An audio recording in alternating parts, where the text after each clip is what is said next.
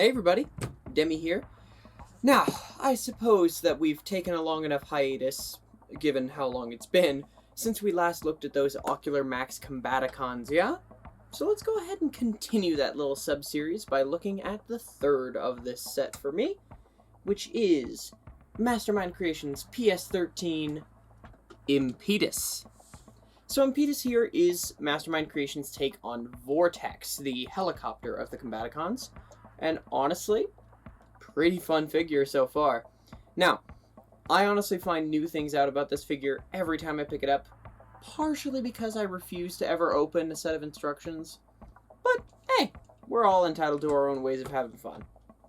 So, compared to the other old Combaticon reviews, I used to do a sort of faux unboxing as if I had just gotten them, but honestly, I don't think we need that here. So, let's get right into the figure. This figure, being third-party, doesn't have a Decepticon logo on it, but there are toy hack stickers and the like that you can throw one on with. One thing I will say, though, the sticker, if you put it in the same spot that the cartoon model had it, which I did, but listen here. If you put it on the same spot where the cartoon model had it, because of the transformation, which you'll see in a moment, you end up with an upside-down Decepticon logo on the overall helicopter. So, you know, use your discretion there. See what you feel like. Now, I'm not going to talk too much about the design elements of this, aside from the fact that it's very cartoon-focused. And if you want to find out why those two are so different, I'm actually going to put a card up. Chris McFeely did an awesome Transformers The Basics episode on the Combaticons and where that all came from. So, check that out if you want, but we're going to focus on this figure specifically. So, IMPETUS here is a very show-accurate bot, which I really do enjoy. I like the way that it very much took a hard-line stance. We are going for the cartoon, not the toy. Because if you really try to half and half it, it just doesn't work as well. I love these little arm blasters that he's got on his side, which are detachable, though they tend to stick. Let's see if I can get it to work in this shot. Yeah, the inside of it will stick to the arm, and the outside just comes right off. They can just be put right back together, though, so not too big a deal there. I also really enjoy his Handheld Blaster, which really does look like some sort of mad scientist gun, or maybe even some cardboard tubes that a bored 13-year-old put together.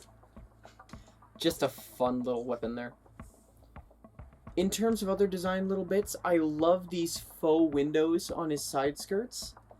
They don't appear in the vehicle mode. Those are just there to maintain the sort of aesthetic of it, which is so fun. I love that. And I especially love how they managed to keep a full helicopter base on the foot without sacrificing anything in the vehicle mode. The way they do it is ingenious, but we'll show it off in the transformation sequence.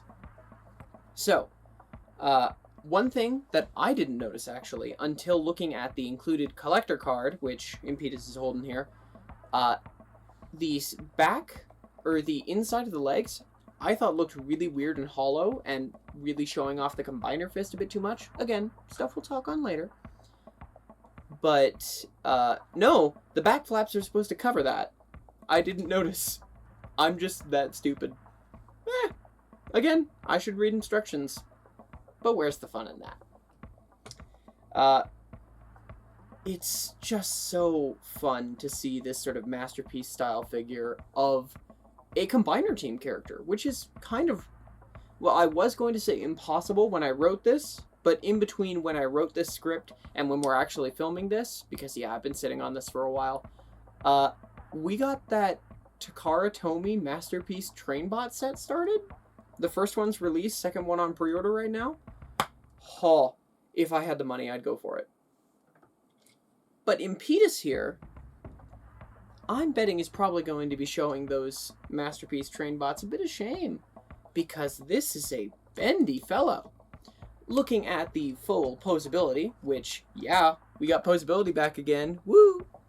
IMPETUS here has a ball-jointed head, A second ball joint at the base of the neck that tends to pop off a bit too easily for its own good. A nice rotation at the shoulder. The arm moves out. There's a swivel above the elbow, though the right arm has just a tiny bit of kibble over there that kind of prevents it from swiveling out too far. There is a double bend at the elbow that's only stopped from a full 90 by the thickness of the lower arm. A fairly tight wrist swivel, it was a pain to film. A ball-jointed thumb, and individually articulated fingers on hinges. No movement in the fingers, but just each one's on a hinge. A very nice ab crunch. A waist swivel, with the side, front, and back skirts able to move out of the way. A very nice forward kick. A very nice back kick. Not as far as forward, but pretty okay. And an amazing split that I'm jealous of course. We've got a lovely thigh swivel that I forgot to film in the posability section, so here you go. Weep, weep, weep, weep, weep. We've got a knee that's suspiciously lower than it may appear. Don't worry, we'll get to that little joint that's kind of obvious there in a bit. And the ankles have a really nice pivot system built in, which I was not expecting when I first looked at the figure. But, all that said, you can definitely pose this guy with all the grace and form of a teenager that watched one kung fu movie and suddenly thinks they're Bruce Lee. Yeah, I decided to make that joke. Anyways, enough of these terrible humor points of mine. Let's get some size comparisons in here, yeah? How about Revenge of the Fallen Vortex, Studio Series Blitzwing, and, have I mentioned Cybertron yet? No? Galaxy Force Live Convoy. Bam! It's a Demi Heels review now. We mentioned Cybertron. Alright. Now, let's get this robot changed out to a vehicle mode, yeah? Chop chop! I really wrote that and said it and edited it.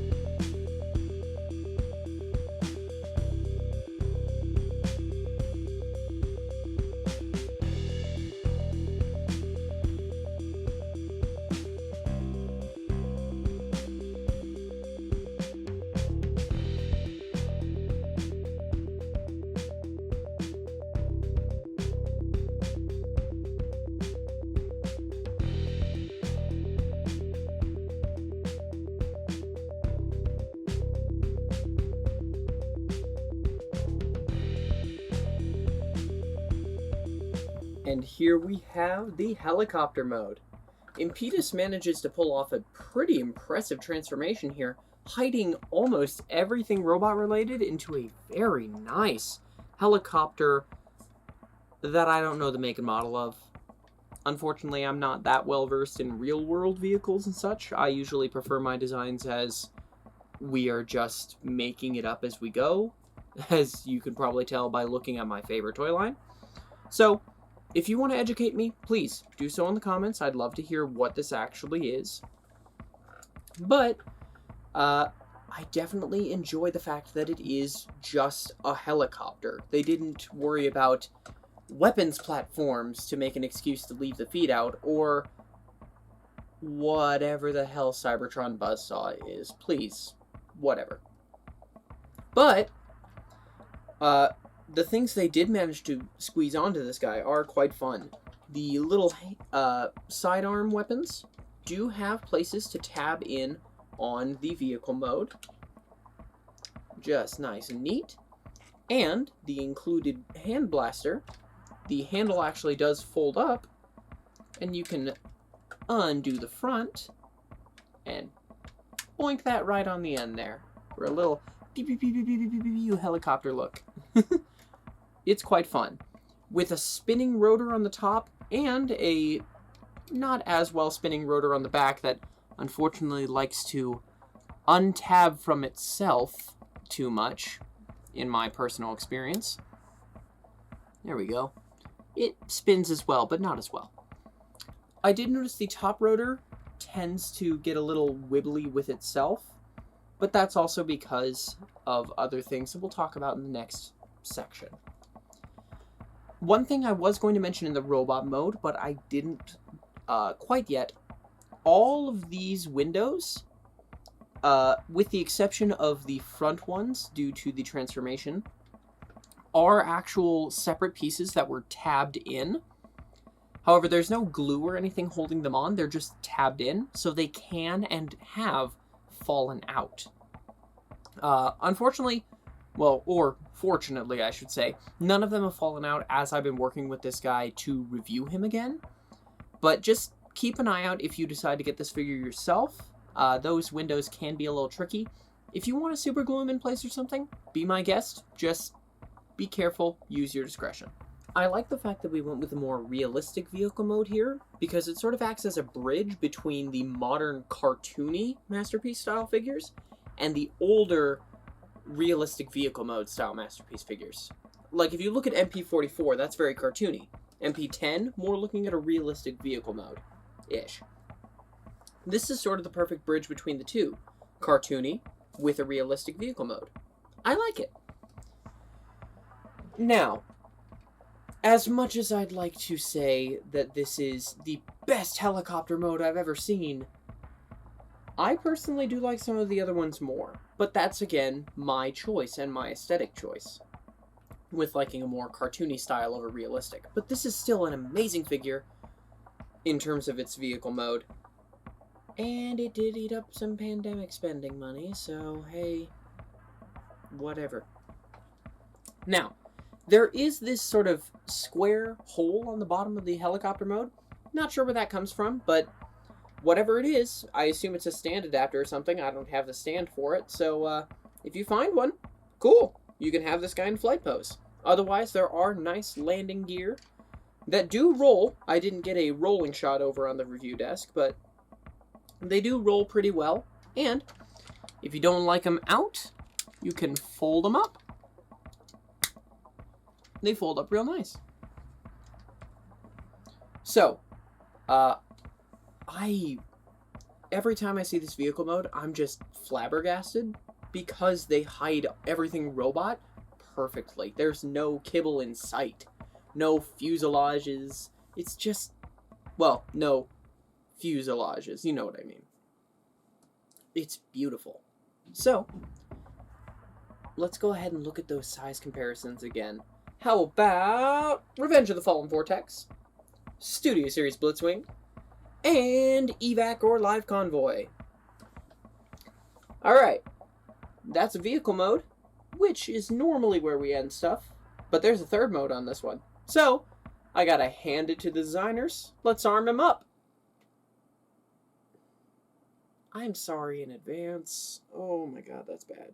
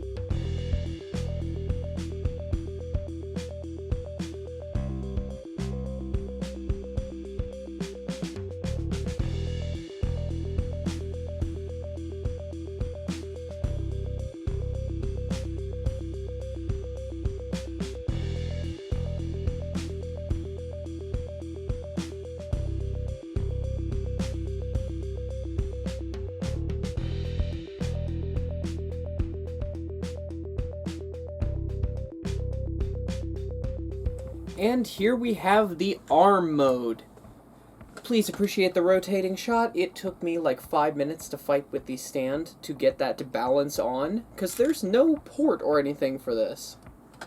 But, with a mostly vehicle mode upper half, mostly robot mode lower half, they did a really good job to make it look like a cohesive limb instead of just a guy that's on another guy. They really made it look like this is part of a larger whole, which is great, and I love it.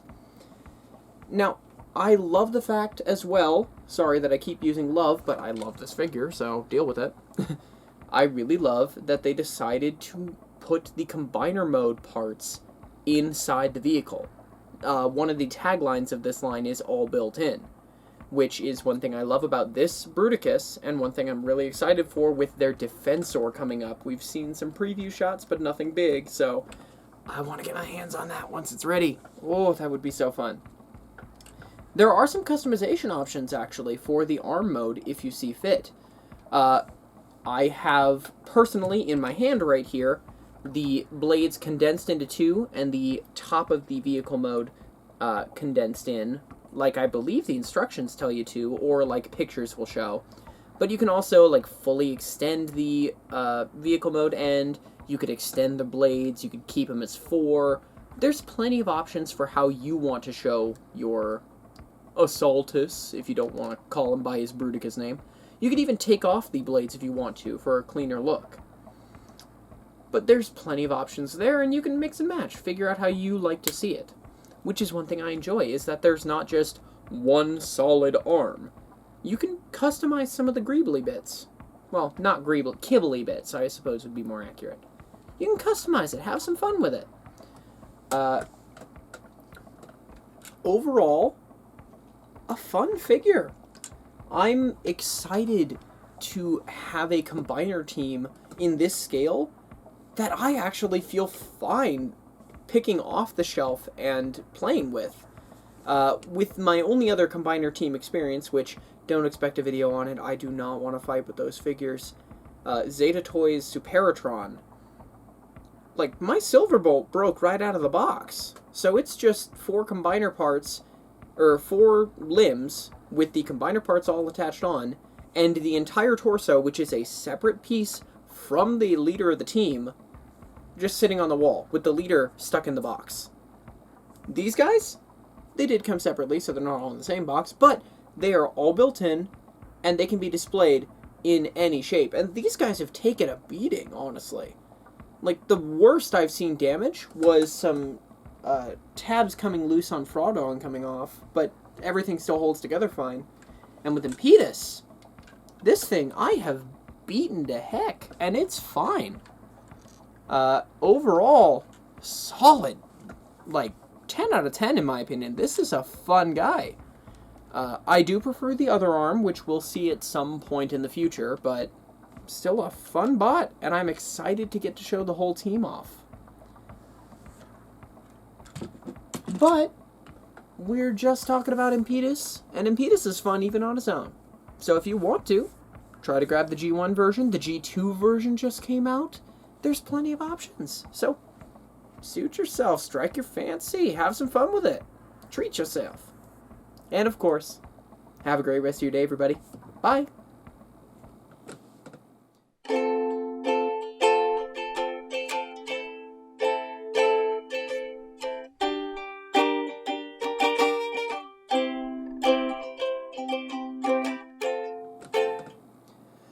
Whew.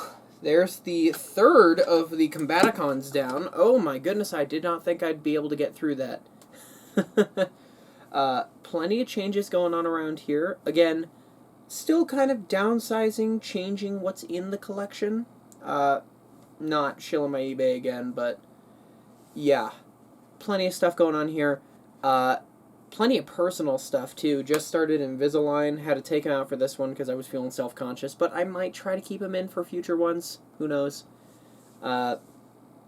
Yeah. We got another review in the books. Oh my goodness. Well, I hope that you found this one fun or maybe even interesting. We got 2 Combaticons left to talk about, which we'll get to as quick as we can.